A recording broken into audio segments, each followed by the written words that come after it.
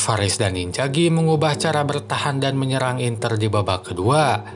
Hasilnya 2 gol tercipta di awal babak dan mengawali comeback Inter. Lalu perubahan apa saja yang dilakukan di babak kedua? Temukan semua jawabannya di video ini. De Rossi kembali gunakan formasi 4-3-3 dengan satu perubahan komposisi pemain. Di belakang Llorente absen sehingga posisinya digantikan Hulsen. Selebihnya baik di tengah atau depan komposisi pemain yang sama tetap dipertahankan. Yang patut diingat adalah posisi Paredes dan Dybala karena akan dibahas lebih lanjut nanti. Faris dan Inzaghi tetap mainkan formasi 3-5-2 tanpa satupun perubahan line up pemain. Di belakang Acerbi tetap jadi andalan. Di tengah dan sayap Calhanoglu dan Di Marco masih jadi pilihan utama.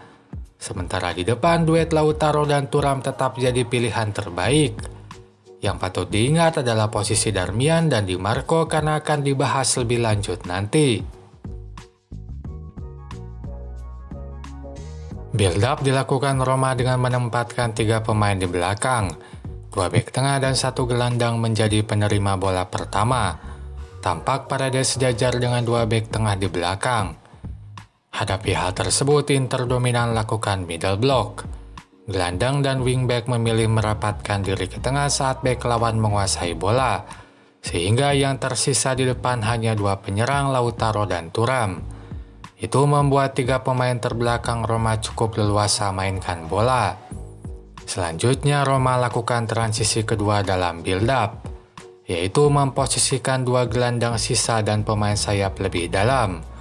Sebaliknya 2 fullback diposisikan lebih maju. Maka Cristante, Pellegrini, dan Dybala kini berposisi lebih dekat ke 3 pemain terbelakang.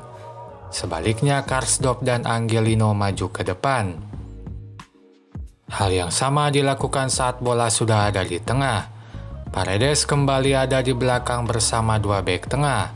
Lalu Cristante, Dybala, dan Pellegrini tetap main lebih dalam saat fullback sejajar dengan penyerang. Terlihat Karsdorp sejajar dengan Lukaku dan El Shaarawy. Nah, dalam situasi ini bola bisa dialirkan ke 3 arah. Ke Cristante di sisi, ke Dybala di tengah, atau ke Lukaku di depan tengah. Pada cuplikan ini Lukaku menerima bola dari belakang. Kemudian ia umpankan bola ke Pellegrini. Tapi umpan tersebut bisa dipotong Pavard. Serangan Roma pun terhenti. Meskipun begitu, aliran bola ke Lukaku bisa dikatakan tetap yang paling efektif dalam bangunan serangan Roma. Misalnya saat Lukaku mampu menahan bola sejenak di dalam kotak penalti. Lalu ia umpankan bola ke El Shaarawy. Sayang tendangannya masih di tepi Sommer. Atau pada gol kedua Roma. Gol ini tercipta karena 2 hal. Pertama, majunya bek tengah saat Inter menyerang. Dalam situasi ini, Bastoni maju sampai depan kiri pertahanan lawan. Maka saat bola dipotong lawan, ia tidak ada di posisinya. Kedua, keputusan tepat Lukaku sebagai penahan atau pemantul bola. Umpan dari belakang langsung dipantulkan dan bola pun diterima Pellegrini. Itu membuat keunggulan jumlah pemain terjadi bagi Roma. 4 pemain hanya dihadapi 3 pemain Inter yang tidak semuanya baik karena yang di tengah adalah Miki. Ini membuat situasi sulit dihadapi lini belakang Inter. Dan akhirnya saat sudah di depan kotak penalti, bola diberikan ke El Shaarawy. Ia pun lakukan tendangan dan Pavard tak bisa menutupi tendangannya sehingga gol pun tercipta. Build up dilakukan Inter dengan menempatkan 4 pemain di belakang, 3 bek tengah dan 1 wingback main lebih dalam untuk jadi penerima bola awal.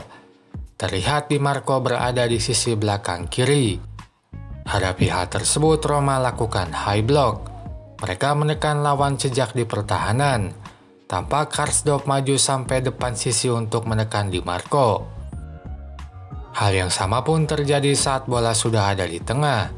Saat build up dilakukan dari sisi kiri, Di Marco main lebih dalam. Sebaliknya saat build up dialihkan ke sisi kanan, giliran Darmian main lebih dalam dan Di Marco main lebih depan. Taktik ini dilakukan untuk menarik satu dari 5 bek di pertahanan lawan, sehingga ruang kosong terbentuk dan bisa disusupi pemain lain. Nah, meski di atas kertas bermain dengan 4 bek, tapi di atas lapangan De Rossi memposisikan El Shaarawy lebih dalam sehingga formasi 5 bek terbentuk. Hal ini yang buat serangan wingback Inter tak optimal di babak pertama, sebab 2 wingback yang maju selalu terkawal dan tak punya ruang luas untuk menguasai bola. Apalagi Roma pandai dalam melakukan transisi ulang ke 5 bek. Misalnya saat kerjasama Darmian dan Barella mampu mengecoh El Shaarawy berikut. Darmian lolos dari pengawalan El Shaarawy dan harusnya di pertahanan hanya tersisa 4 bek. Tapi transisi ke 5 bek cepat dilakukan dengan Paredes yang masuk ke ruang di antara bek, sehingga di belakang kembali ada 5 bek. Sekali lagi ini membuat Inter tak bisa mengeksploitasi lebar lapangan. Maka di babak kedua saat satu kelengahan datang dari transisi 5 bek Roma itu langsung dimanfaatkan Inter. Tepatnya ini dilakukan oleh Darmian. Pada cuplikan ini Darmian maju ke depan saat Miki dilanggar di tengah lapangan. Namun uniknya Darmian terus maju dan El Shaarawy berhenti sehingga tetap di belakang. Maka saat Calhanoglu lakukan tendangan bebas cepat ke Barella, Darmian benar-benar tanpa penjagaan di depan kanan. Sebab El Shaarawy telat mundur untuk membentuk formasi 5 bek. Maka saat umpan diberikan ke Darmian, ia punya ruang yang cukup untuk lakukan crossing ke kotak penalti. Crossingnya pun mampu dikonversi Thuram menjadi gol. Namun yang paling menghambat serangan Inter di babak pertama adalah performa 2 penyerang. Meski tak terhitung buruk, mereka tak bermain sebaik biasanya dalam membantu build-up serangan. Biasanya Lautaro atau Thuram akan main lebih dalam untuk menerima bola di tengah. Setelah itu bola mereka alirkan ke depan baik dengan pantulan atau umpan. Nah, beberapa kali mereka tak mampu lakukan itu. Misalnya saat Thuram menerima umpan dari Di Marco berikut. Bolanya lepas dan direbut Mancini.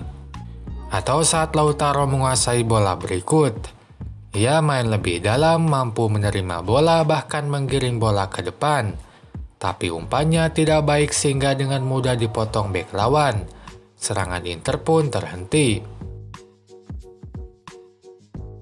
Nah, hal itulah yang berubah di babak kedua. Performa Lautaro dan Thuram sebagai penahan atau pemantul bola kembali ke setelan pabrik. Baik saat build up di belakang maupun saat bola sudah ada di depan, kontribusi mereka kembali maksimal. Sebagai contoh pada peluang ini, umpan panjang Bastoni mampu diterima Thuram. Lalu Thuram pun langsung pantulkan bola ke Miki.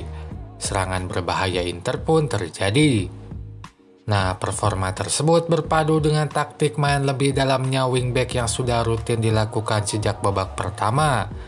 Tampak Di Marco dan Lautaro main lebih dalam sehingga terdapat 2 bek yang meninggalkan posisinya sehingga ruang kosong tercipta. Miki pun masuki ruang kosong tersebut dan umpan pun diberikan Di Marco. Dari samping lapangan crossing dilakukan dan jadi gol ketiga Inter.